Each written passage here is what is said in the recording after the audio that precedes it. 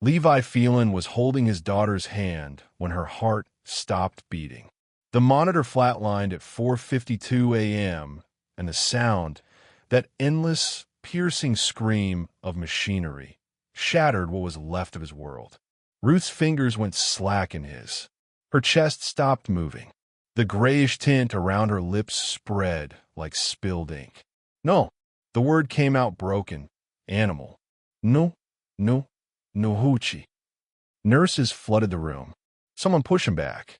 He watched them perform chest compressions on his 7-year-old daughter's tiny body. Watch her head loll with each brutal pump. Watch them inject medications he couldn't pronounce in her 4. Watch the doctor's face grow grimmer with each passing second.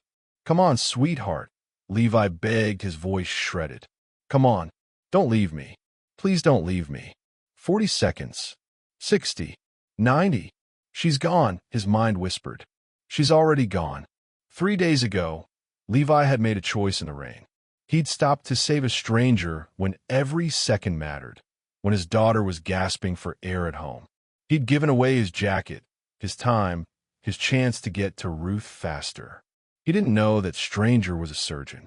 He didn't know she was the only person alive who could save his daughter. And he certainly didn't know that the woman he'd pulled from that storm had been running from her own demons, from a surgery just like this one, from a child who died on her table, from a failure that had destroyed her. But right now, as Ruth's heart refused to restart, as the doctor's compression slowed, as someone murmured, "I'm sorry," in the background, none of that mattered, because Levi Phelan's world was ending. Hello, my lovelies at Ducal Tales. I know you're reeling right now. I know you need to know what happens to Ruth. Stay with me, because what comes next will break your heart and rebuild it again. But first, tell me, where are you watching from? Drop your city below.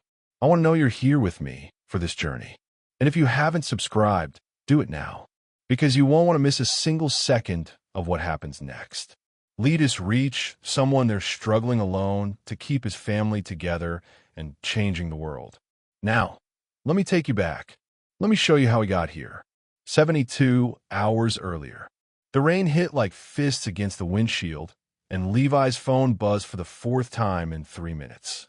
He already knew what Mrs. Castellanos would say. Ruth can't breathe. You need to come home. Now, his knuckles were white on the steering wheel. The highway stretched endless and black ahead, the storm turning the world into shadow and water. His heart hammered against his ribs. Hold on, Ruthie. Just hold on. He'd left his second shift early, again. His boss at the diner had given him that look, the one that mixed pity with irritation. You're a good guy, Phelan, but I can't keep doing this. Levi hadn't argued. There was no point. Ruth mattered more than any job, any paycheck, any shred of pride he had left. She was 7 years old. She should have been worrying about dolls and homework, not whether her heart would keep beating through the night. The storm swallowed the road, and then, through the sheets of rain, Levi saw her. A woman collapsed beside a stalled car on the shoulder. Soaked, shivering, hunched over something she clutched to her chest like a lifeline. The hazard lights flickered weakly in the darkness. Levi's foot hovered over the gas pedal. Ruth can't breathe. He should keep driving. Every second mattered. Every minute could be the one that. But the woman wasn't moving. She'd given up. Damn it, Levi breathed, yanking the wheel right. He was out of the truck before he'd fully made the decision, rain soaking through his flannel in seconds. The cold slapped him, but he didn't stop. He ran. She was barely conscious when he reached her. Lips pale, almost blue, eyes struggling to focus. She tried to speak, but her teeth chattered too hard. I've got you, Levi said, his voice rough. Can you stand? She nodded weakly. He hooked his arm around her and lifted. She was small, delicate, drenched, and half-carried her to his truck. Her medical bag stayed clutched against her chest. He settled her in the passenger seat, cranking the heat to full blast. She gasped at the warmth, her body convulsing with shivers. Without thinking, Levi peeled off his only jacket, the denim one with Ruth's dried watercolor paint still faintly visible on the cuff, and draped it over her shoulders. "Don't," she whispered hoarsely. "You'll freeze." "I'm Fina." He wasn't, but she looked half dead, and he wasn't about to argue. Her eyes met his for just a second, dark, exhausted, haunted, then closed as she leaned back.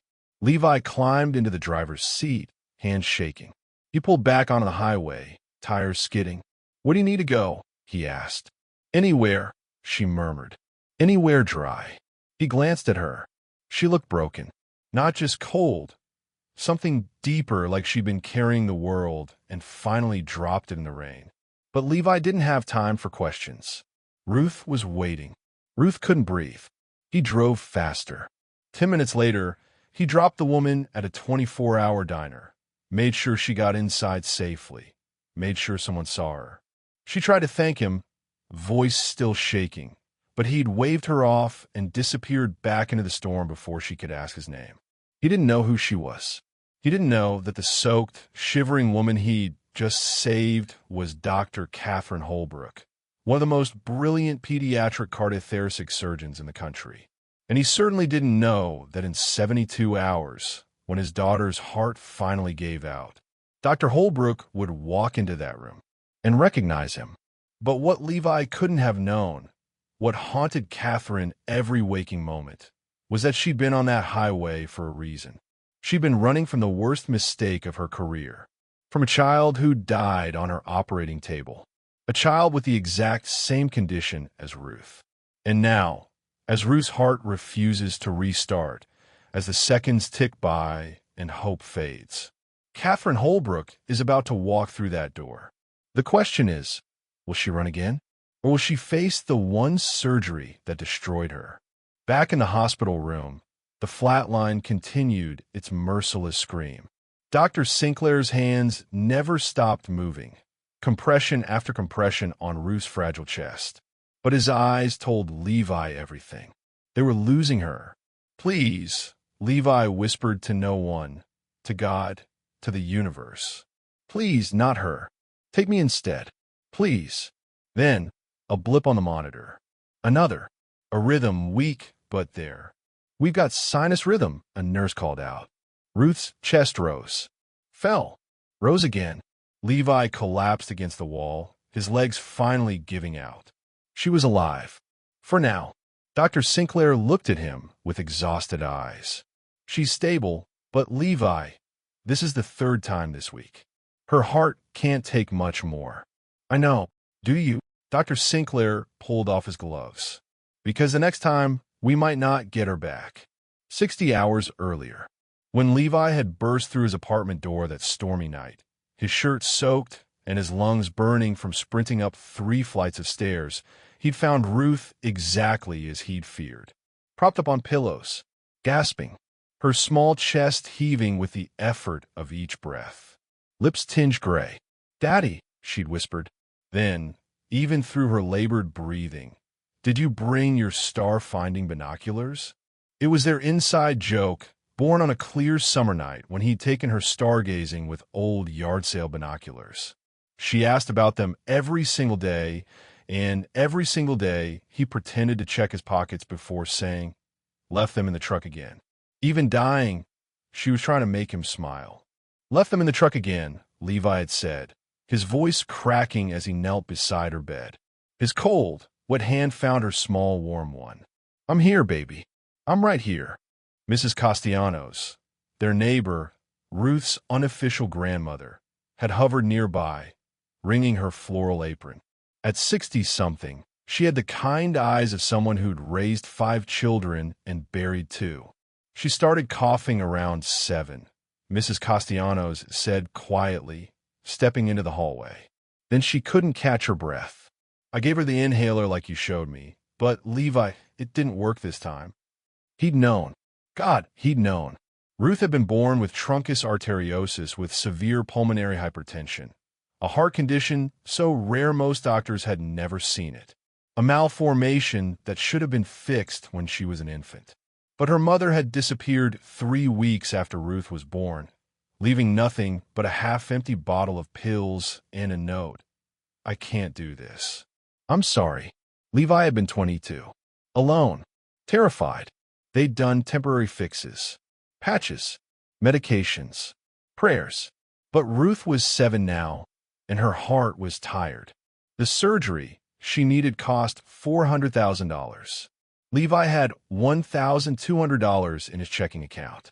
He worked 2 jobs, warehouse mornings, diner nights, and still came up short every month. The medications alone took half his paycheck. Rent took the other half. Every hospital said the same thing. We can't help without payment up front. Every fundraiser failed. Every charity denied them. And Ruth never complained. Not once. "It's okay, Daddy," she'd said that night, her voice thin and breathy. "I just got a little tired." Levi's throat had closed. He'd sat on her bed, brushing damp hair from her forehead. "You're the strongest person I know, Ruthie." She'd smiled, small, fragile. "Stronger than Superman? Way stronger. What about Wonder Woman?" "Not even close." Ruth's laugh had turned into a cough. Levi had held her through it, rubbing her back, feeling her tiny body shake. When she'd finally settled, she'd whispered, "Tell me about the stars." So he had, even though he was exhausted, even though he was terrified. He'd told her about a knight who saved a traveler in a storm, about how small acts of kindness could change everything. He didn't tell her he'd nearly driven past that woman.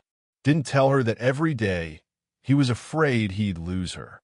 By the time he'd finished, Ruth's eyes had closed, her breathing uneven but steady.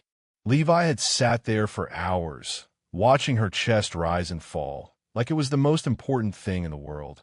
Because it was. Across the city, in a hotel room that smelled like old coffee and regret, Catherine Holbrook couldn't stop shaking. The stranger's jacket, rough denim that smelled like rain and cinnamon, with a child's paint on the cuff, was draped over her shoulders. She stared at her medical bag. Inside were her surgical tools, her credentials, everything she wasn't sure she deserved. Catherine had been driving for hours before the storm hit, no destination in mind. Just away. Away from the hospital. Away from the board review. Away from the memory of Ethan's face going still while she stood there, hands inside his chest, unable to save him. Ethan, 6 years old. Same condition she'd operated on dozens of times. But a vessel had torn. Bleeding she couldn't stop. 30 minutes of desperate work, and then nothing. The inquiry cleared her. Unforeseeable complication. Not negligence. But Catherine knew the truth. She'd hesitated. Just 1 second when the bleeding started. And that second cost Ethan everything. She'd taken leave the next day. Stopped answering calls. Stopped looking at mirrors. Tonight, her car had died and the rain had swallowed her whole. Until a man with kind eyes had pulled her from the storm. She wondered if he'd made it home safely. If someone was waiting for him. Catherine pulled the jacket tighter and closed her eyes. She hadn't cried since Ethan. Tomorrow, she'd return the jacket. Thank him. Tomorrow, she'd figure out how to be a doctor again. If she even could. What neither of them knew, what fate had already decided, was that their paths would cross again in the worst possible way. In 72 hours, Ruth would be dying, and Catherine would have to choose, run from her past or face the surgery that destroyed her. Present day, the hospital room. Ruth was breathing again, but barely. The monitors beeped their fragile reassurance, while Dr. Sinclair briefed Levi in the hallway. Her troponin levels are off the charts. Her heart is failing. Dr. Sinclair's voice was clinical, controlled, but his eyes held sympathy. We're talking days at most, maybe hours. The surgery, I've called every specialist within 200 miles. No one's available for emergency reconstruction this complex. He paused, and insurance denied coverage again. Levi's world tilted. For $100,000. Yes, I have $1,200. Dr. Sinclair's hand landed on his shoulder. I know. I am sorry. So that's it? She just dies. There's one possibility. Dr. Sinclair hesitated. Dr. Catherine Holbrook. She's the best pediatric cardiothoracic surgeon I've ever seen. She's done this exact surgery successfully multiple times. Hope flared in Levi's chest. Then call her. Please. She's on leave. After a patient died 6 months ago, she hasn't operated since. Dr. Sinclair met his eyes. But she's here. In the hospital. I saw her earlier. I don't care if she's on leave. I don't care about anything except saving my daughter. Dr. Sinclair nodded slowly. I'll page her. 20 minutes felt like 20 years. Levi sat beside Ruth's bed, holding her small hand, watching her sleep. The 4 fluids dripped. The monitors beeped.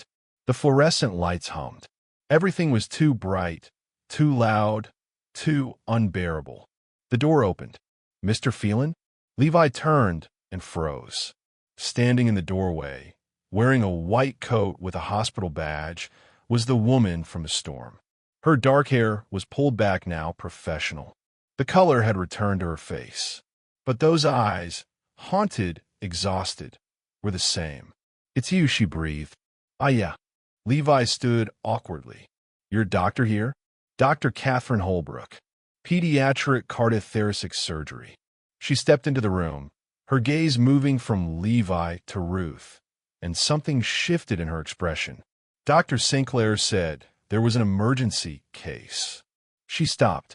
Her eyes had landed on the chart at the foot of Ruth's bed.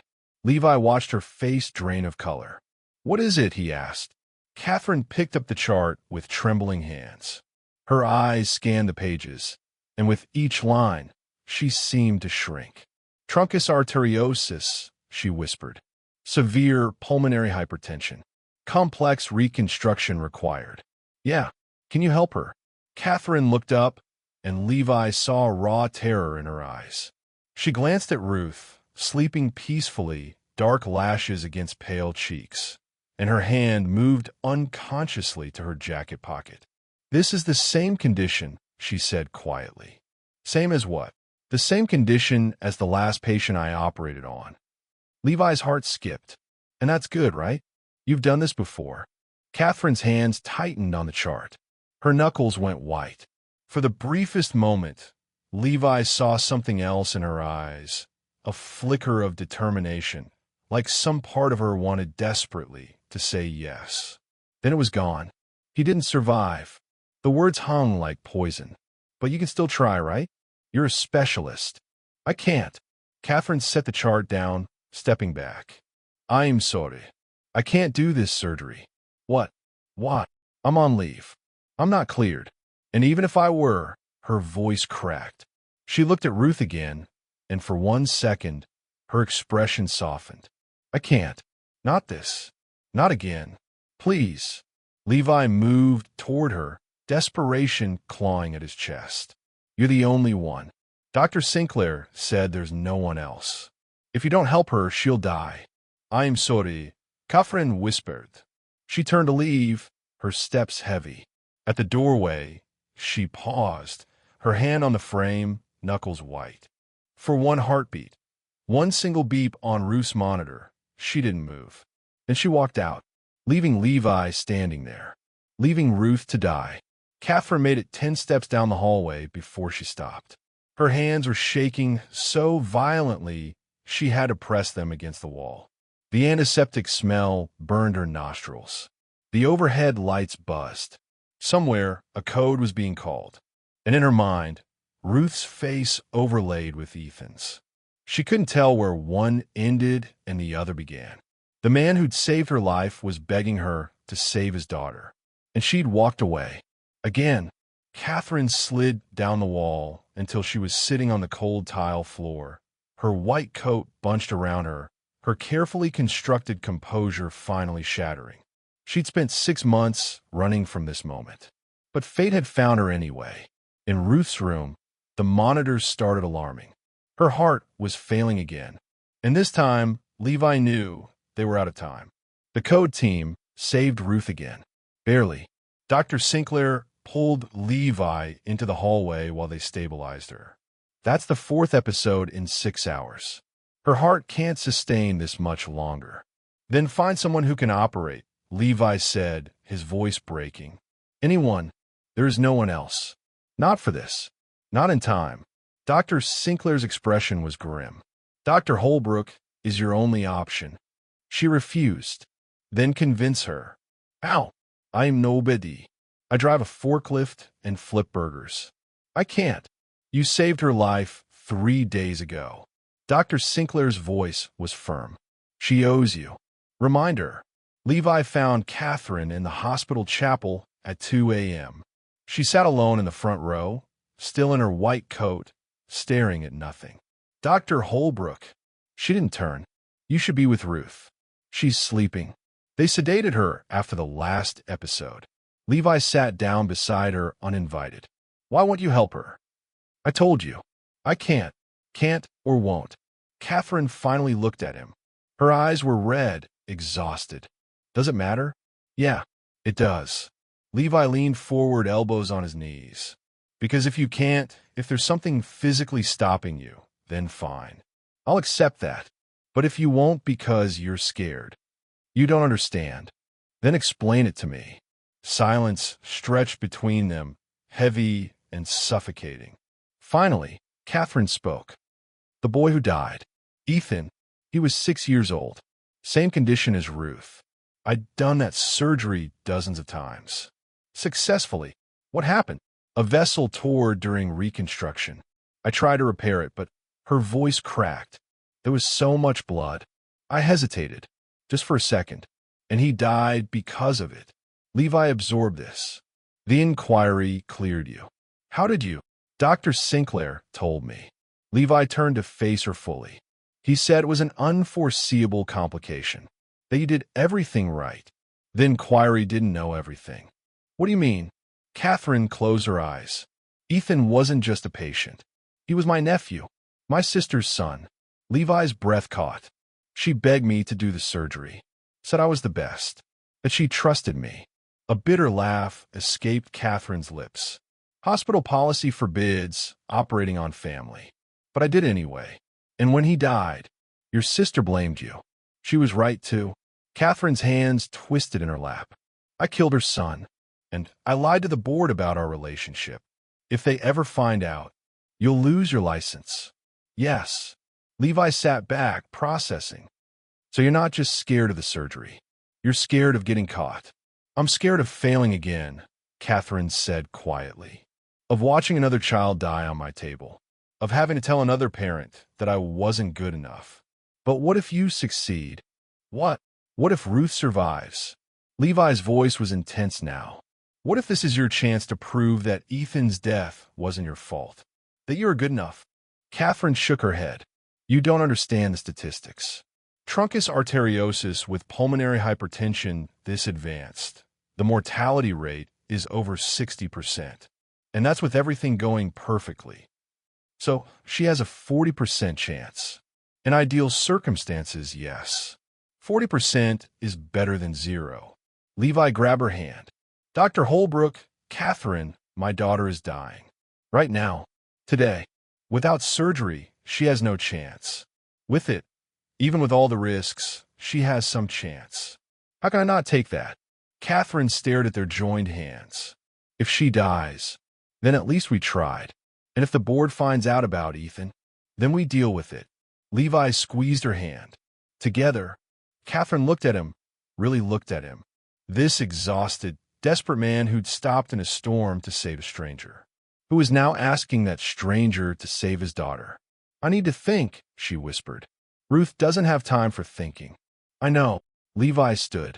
You saved me once, you know. That night in the rain. Catherine frowned. I didn't. You saved me. No, you gave me hope. Levi's voice was soft. Because if someone as broken as you looked could still be out there trying to help people, could still have her medical bag clutched to her chest even in the rain, then maybe there was hope for Ruth too. He walked toward the door, then paused. She likes stars. Did I tell you that? He didn't wait for an answer. We call them star-finding binoculars. It's our thing. And when she wakes up after surgery, if she wakes up, the first thing she'll ask about is whether I brought them. Levi, I'm going to say yes this time. I'm going to tell her they're right here, waiting, His voice broke. But I need you to give me that chance. Please. He left Catherine alone in the chapel. She sat there for a long time, staring at her hands. The hands that had saved dozens of children, the hands that had failed Ethan, the hands that could save Ruth. If she was brave enough. Her pager buzzed. 911 feeling, crashing. Catherine ran. Ruth was dying again when Catherine burst into the room. But this time, Catherine didn't hesitate. This time, she made a choice. Get her 2 or 3. Catherine's voice cut through the chaos. Page cardio team Alpha. I need bypass ready in 15 minutes. Dr. Sinclair looked up from Ruth's bedside, shock flickering across his face. You're operating? Try to stop me. The team sprang into action. Ruth was rushed towards surgery, Levi running alongside the gurney. Dr. Holbrook. I can't promise anything, Catherine said, walking quickly beside him. The risks are enormous. The surgery could take 8 hours or more. And even if everything goes perfectly, I know. Levi grabbed her arm, stopping her. But you're going to try. That's all I can ask. Catherine nodded. I need you to sign consent forms. And Levi. Yeah. Pray. For both of us. In the pre-op room, Catherine scrubbed her hands with methodical precision. The familiar ritual calmed her racing heart. Soap, water, scrub, rinse, repeat. Through the window, she could see Ruth being prepped, tiny body on a massive table, surrounded by machines and monitors and the team that would help Catherine save her. Or watch her fail. Again, Dr. Sinclair entered the scrub room. The board got wind of this. They're not happy. I don't care. Catherine, if this goes wrong, then it goes wrong. She turned off the water, raising her dripping hands. But I'm not walking away. Not this time. What changed? Catherine thought of Levi in the rain, of Ruth asking about star-finding binoculars, of 6 months spent running from a ghost. Everything, she said simply. Dr. Sinclair studied her face, then nodded. Okay, I'll assist. You don't have to. I know. He began scrubbing his own hands. But that little girl deserves every advantage.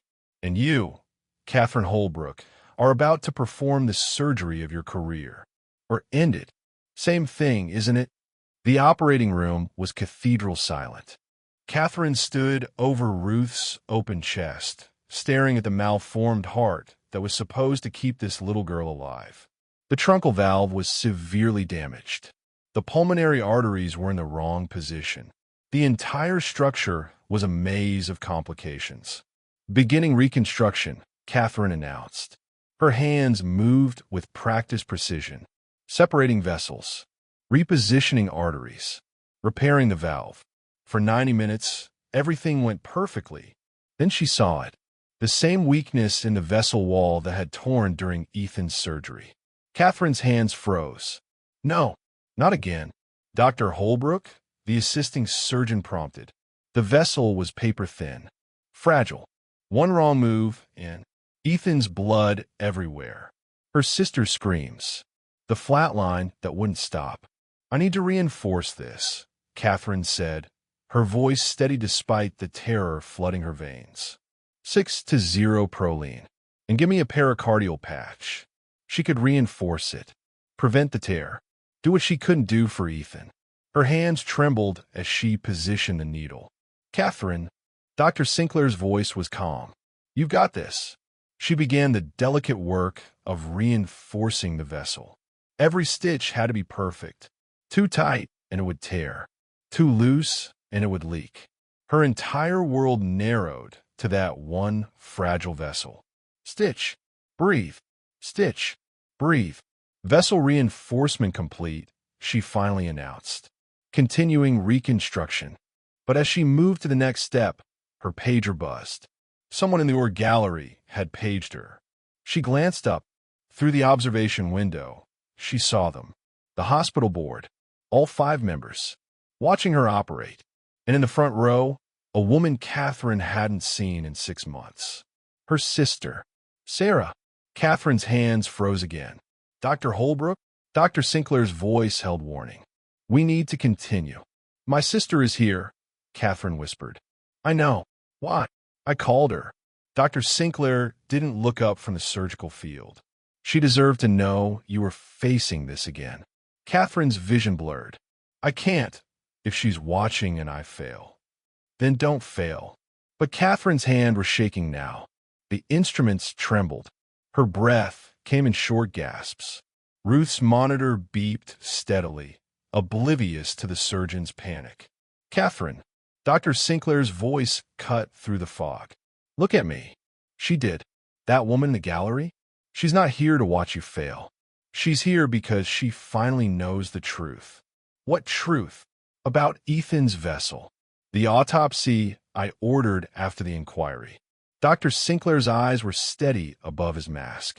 The one that showed the vessel was already necrotic, that it was going to rupture no matter what you did.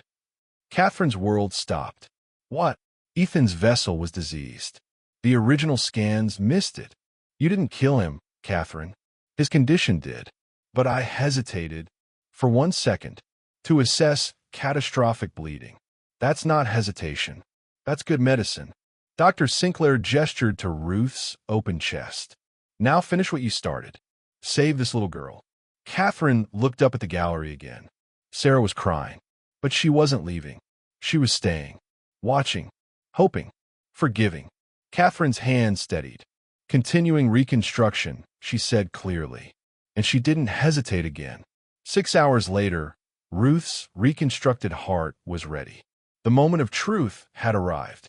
Catherine charged the paddles to restart Ruth's heart, knowing that in the next 60 seconds, she'd either save a life or destroy what was left of her own. Charging to 20 joules, Catherine announced. The paddles hummed with electricity. Ruth's reconstructed heart lay still in her chest. Perfect, whole, but lifeless. This was the moment.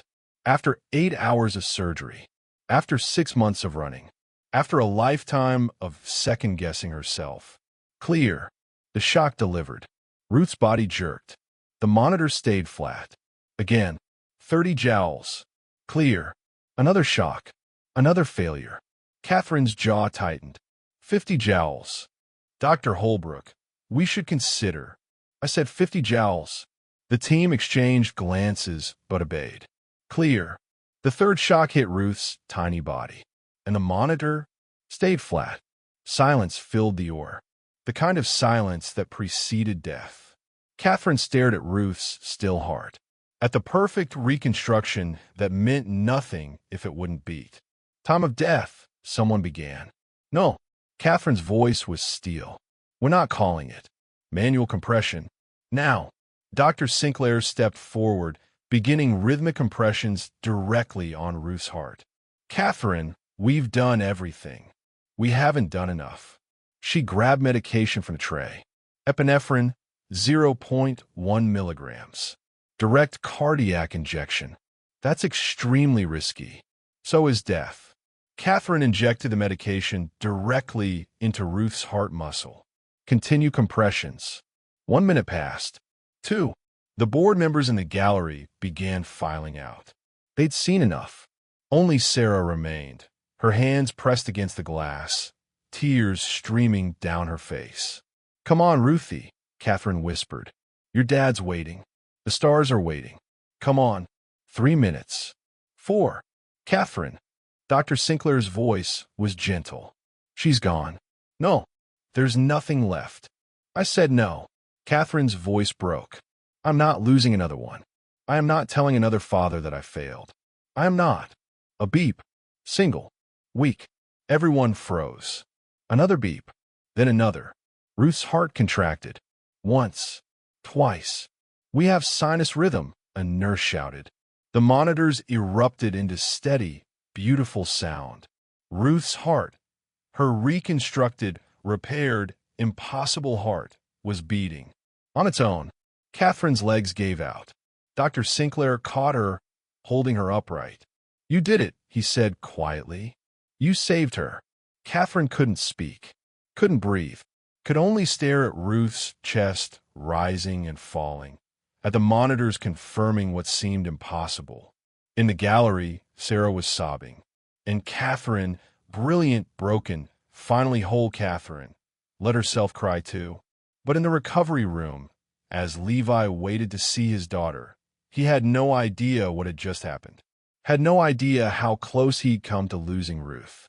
Had no idea that Catherine had fought death itself and won. Catherine found Levi in the waiting room, pacing like a caged animal. Mr. Phelan. He spun around, his face a mask of terror.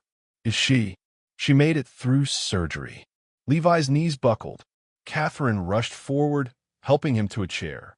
She's alive, he gasped. Yes. Her heart is beating. She's in recovery. The sound that came from Levi was somewhere between a sob and a laugh. He buried his face in his hands, shoulders shaking. Catherine sat beside him, giving him space to fall apart. When he finally looked up, his eyes were red and swollen. Can I see her? Soon. She's still sedated, but I don't care. I just need to see her breathing. Catherine understood. Follow me. Ruth looked impossibly small in the recovery room bed, surrounded by machines and monitors. But her chest rose and fell steadily, and her color was already better. Levi approached slowly, like she might disappear if he moved too fast. He took her small hand in his, tears streaming down his face. Hey, Ruthie, he whispered. Daddy's here. Catherine watched from the doorway, her own eyes stinging. The next 48 hours are critical, she said quietly. There's still risk of complications, rejection, infection. But she has a chance now. Yes. Levi looked at her over Ruth's sleeping form. Thank you. For everything. For risking your career, your license.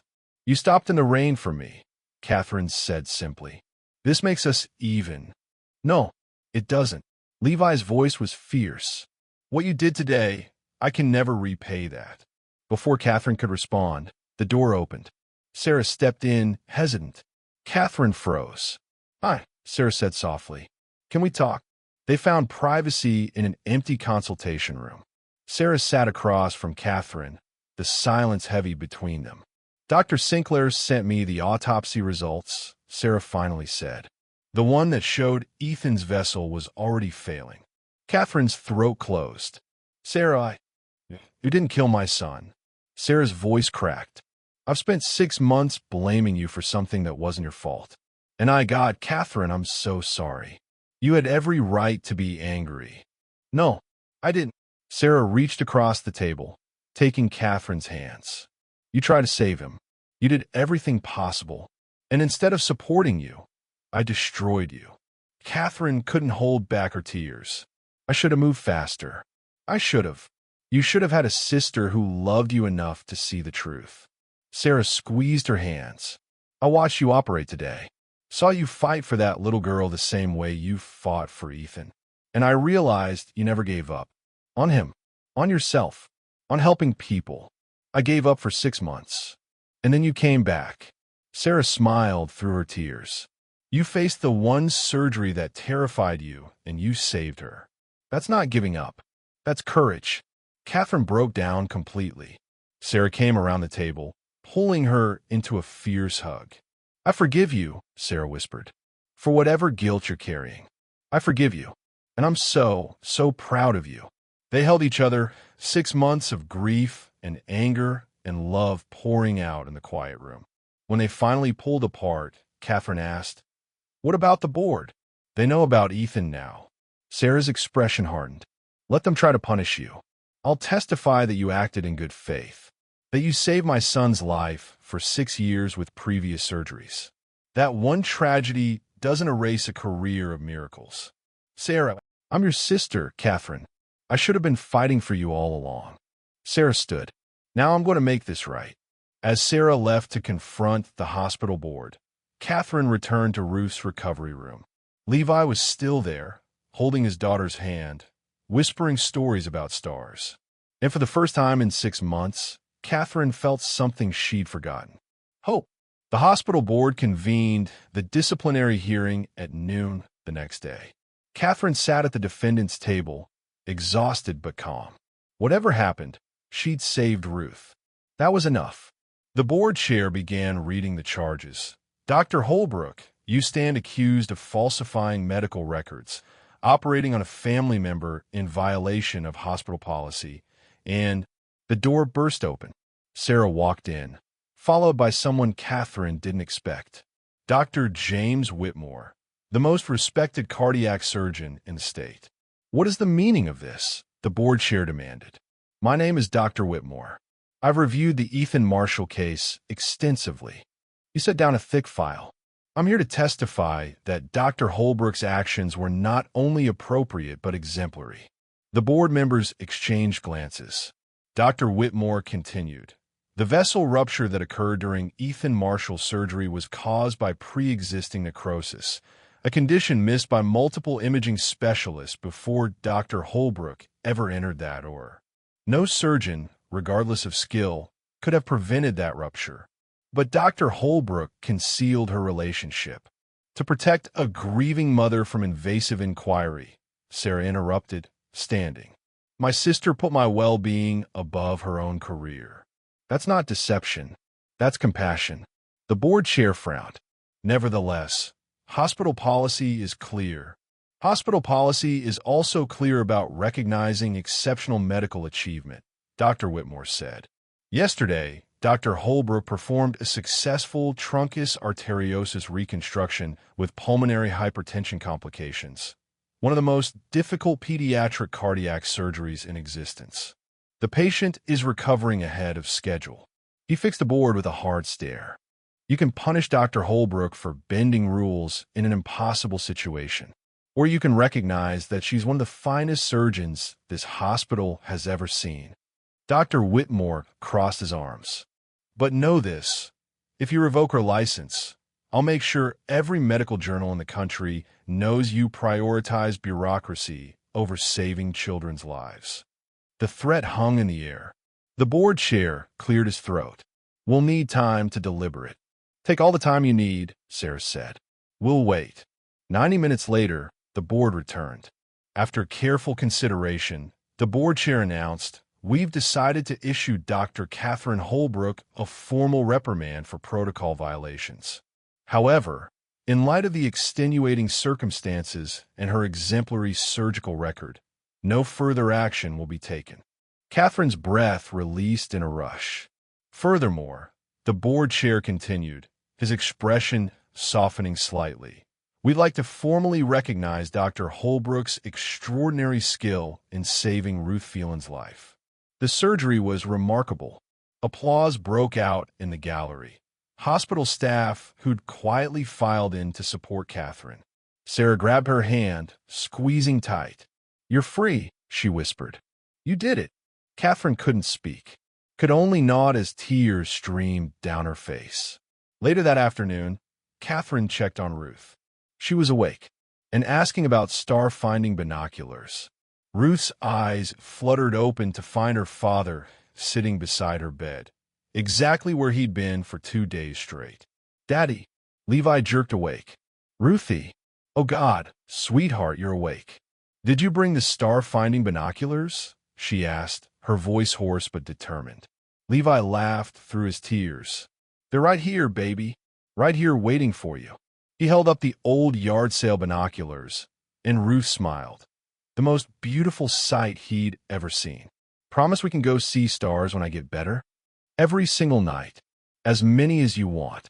Ruth's gaze drifted past him to Catherine, standing in the doorway. Is that the doctor who fixed my heart?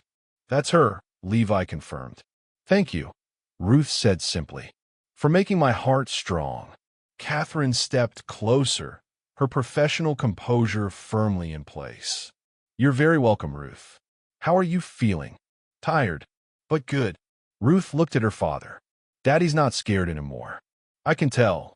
The observation hit both adults like a freight train. Levi squeezed her hand. I'm always going to worry about you, Ruthie. That's my job. But yeah, I'm not scared like I was. Ruth yawned. Can you tell me a story? About the stars. So Levi did. He told her about the constellations waiting for her, about Orion and Cassiopeia and the Milky Way. He told her about how the stars were ancient light, traveling across impossible distances to reach them. Just like you, he said softly. You traveled through something impossible, and you made it. Ruth's eyes drifted closed, a small smile on her lips. 2 weeks later, Ruth was discharged from the hospital.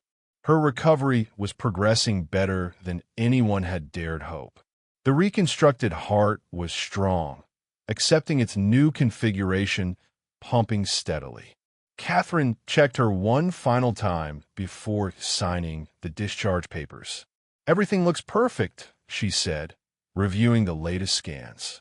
But you'll need regular follow-ups. Every month for the first year. We'll be here, Levi promised. Whatever she needs. Ruth tugged on Catherine's white coat. Dr. Kate, will you come see stars with us sometime? Catherine smiled. I'd love to. Promise? I promise. That night, under a clear autumn sky, Levi and Ruth stood in the hospital parking lot with their star-finding binoculars.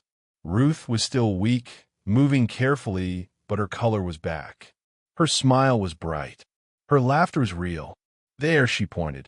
Orion, you're getting good at this. I had time to practice. In the hospital, Ruth lowered the binoculars. Daddy, can I ask you something? Anything. Why did you stop that night? In the rain?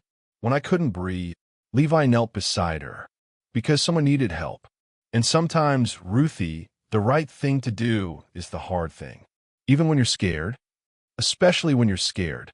Ruth considered this. Dr. Kate was scared to do my surgery. But she did it anyway. She did. That was brave. It was. You're both brave, Ruth declared. Then look, Dr. Kate's coming. Catherine emerged from the hospital, her shift finally over. She'd been cleared to return to full surgical duties, and today she'd successfully completed 2 operations, both routine, both miracles in their own way. Dr. Kate, Ruth called, waving. Catherine approached, and Ruth immediately thrust the binoculars at her. You have to look. The stars are so bright tonight. Catherine peered through the lenses, tilting them toward the vast expanse of sky. She hadn't looked at stars in years, hadn't allowed herself the luxury of beauty when she'd been drowning in guilt. But tonight, the stars were spectacular. Beautiful, she whispered. When she lowered the binoculars, Levi was watching her with an expression that made her heart skip. Thank you, he said quietly. For everything. You already thanked me. I know, but I'll probably keep doing it. His smile was warm, genuine. Maybe over coffee sometime? After Ruth's next appointment, Catherine felt her cheeks flush. Ah, yes. I'd like that. Ruth yawned, leaning against her father's side. Can we come back tomorrow? Every clear night, Levi promised. For as long as you want. As they walked toward Levi's truck, Ruth between them, chattering about constellations, Catherine felt something she hadn't felt in months. Peace. The future stretched ahead, uncertain but full of possibility. Ruth would need follow-up surgeries, years of monitoring. Catherine would rebuild her relationship with Sarah, one conversation at a time. And Levi would be there, steady and kind, the man who'd stopped in a storm because it was the right thing to do. Dr. Kate, Ruth asked sleepily. Yes. Will you really come stargazing with us again? Catherine looked at Levi, who nodded encouragingly. I'll be there, Catherine said, as often as you'll have me. Every time, Ruth said firmly. You're family now. The words settled over Catherine like a blessing. Family. Not the family she'd lost, but the family she'd found. In a storm, in a hospital room, in a moment of impossible courage. Levi helped Ruth into the truck, buckling her carefully. As Catherine turned to leave, he caught her hand. She's right, you know, he said softly. About the family thing. Catherine's breath caught. Levi, I'm not saying we rush anything, but I like to get to know you. The real you. Not just the surgeon who saved my daughter. I like that too. He squeezed her hand, then let go. See you at the next appointment, Dr. Kate. See you then. Catherine walked back toward the hospital, her heart lighter than it had been in months. Behind her, she heard Ruth's laughter, Levi's gentle voice, the sound of an engine starting, the sound of life continuing. Above, the stars wheeled in their ancient dance, indifferent and eternal. And Catherine Holbrook, surgeon, sister, survivor, looked up at them and smiled. Because sometimes the smallest acts of kindness created the biggest miracles. Sometimes saving someone in a storm meant saving yourself. And sometimes the stars aligned exactly when you needed them most. Tell me in the comments, did this story touch your heart? Have you ever been given a second chance when you needed it most? Have you ever stopped to help a stranger, not knowing it would change everything? Share your stories below. I want to hear them. We're all part of this ducal family, and your experiences matter. And if you're not subscribed yet, if you haven't officially joined us, now's the time. Hit that button, because stories like this, they're what we're all about. Hope, redemption, seconde chance, love found in the most unexpected places. Until next time, my lovelies, remember, the stars are always there, even when we can't see them. This is Ducal Tales, where every ending is a new beginning.